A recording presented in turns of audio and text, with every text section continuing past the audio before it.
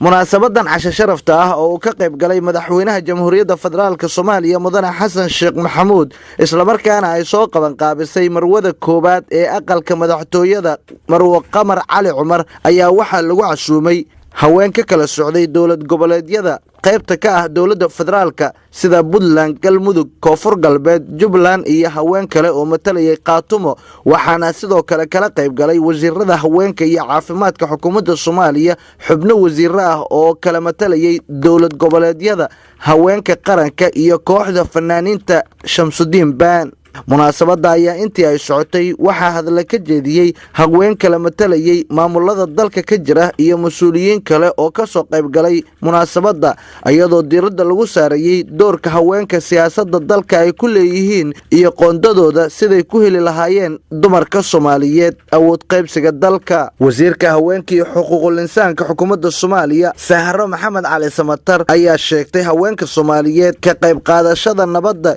iyo isku keenida dadka Soomaaliyeed diyaar inay u yihiin isla markaana u baahan yihiin qoondadii siyaasadda dalka ay ku lahaayeen sidii ay u heli lahaayeen mudane madaxweyne waxaan ku leenahay annaga waan ku garab taagannahay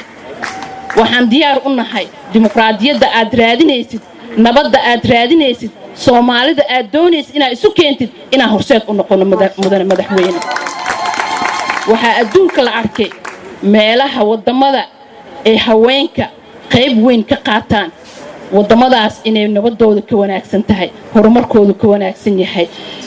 caafimaadka hadii la yiraahdana ka wanaagsan yihiin mudane madaxweyne annaga waxaan ballan ku qaadaynaa mar labaad iyo mar saddexaad kugu soo celinaynaa kootadeena haddaan helno isbedel oo Afrika oo dhan lagu daydo wadankan inuu noqdo hadduu Ilaahay yiraahdo bismillaahi kariim madaxweynaha jamhuuriyadda federaalka Soomaaliya mudane Xasan Sheekh Maxamuud ayaa sheegay bishii hore shirarkii isku midka ahaa ee ka dhacay guud ahaan gobolada jamhuuriyadda Soomaaliya inay ahaayeen shirar baahida dadka iyo aragtidooda lagu ogaanayay 16 bishii hore hal maalin jamhuuriyadda dhan in oo wada tashi ka dhaco hal mar oo magaalooyin ku yaala Puntland iyo kuwa Galmudug iyo kuwa maxaan ku raadayay Koonfur Galbeed iyo kuwa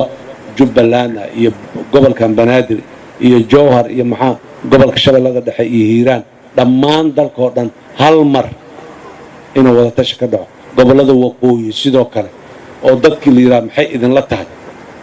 waxaan u malaynayaa dhaqan cusub hadda bilaabayno hor u jirin waxaan rabnaa dadkan inay dadku way hadleen markaan dadka ha hadlaan aan lahayno ra'yiga hal weydiin kuma talagelaynin in ay ayagoo midaysan oo hal ra'yi wata inay noo keenaan kumana talagelayn laakiin inaan dhageysano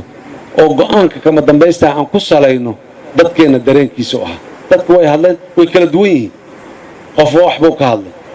meelaha la yiri 4.5 ya waa inaan ku gudubnaa maadaama wixii aanay noo dhamaystirmay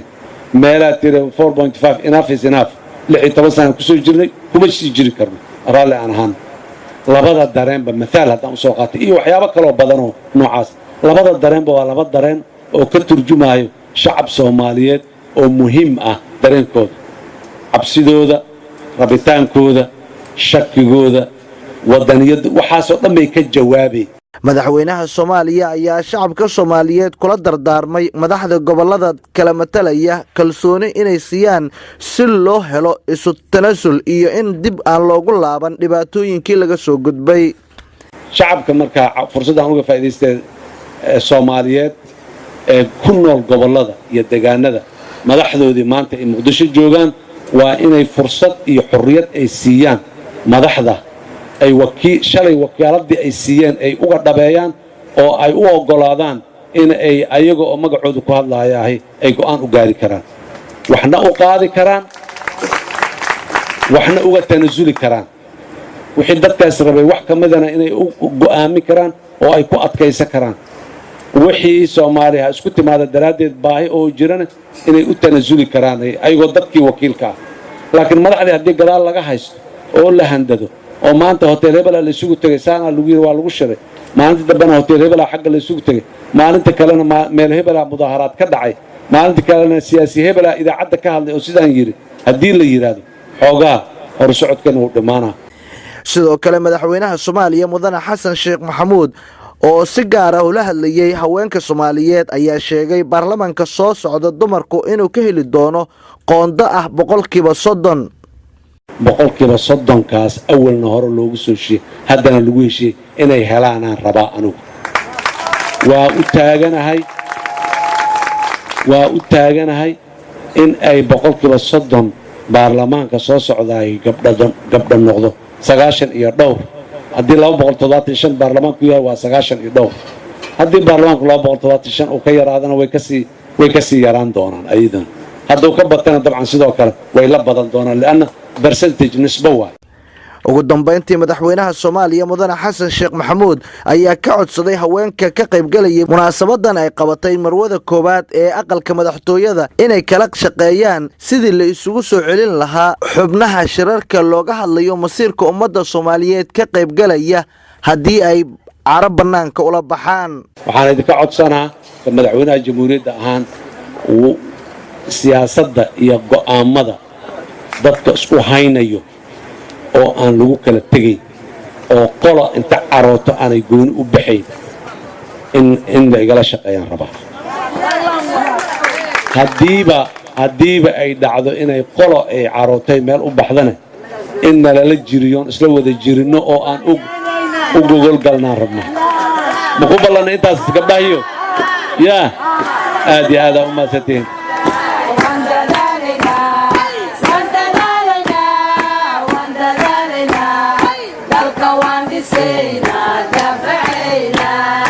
munaasabada oo ay isu soo duuday marwada koobaad ee madaxweynaha dalka Qamar Cali Cumar ayaa looga arrinsanayay sidii la isugu keeni lahaa dumarka Soomaaliyeed si ay uga soo muuqdaan siyaasadda dalka iyo kuraasta sarsare ee dalka waxaana ay ku soo gabagabowday jawi aad u wanaagsan. Sugaal Macallin Maxamuud, Telefishinka Qaranka Soomaaliya, magaalada Muqdisho.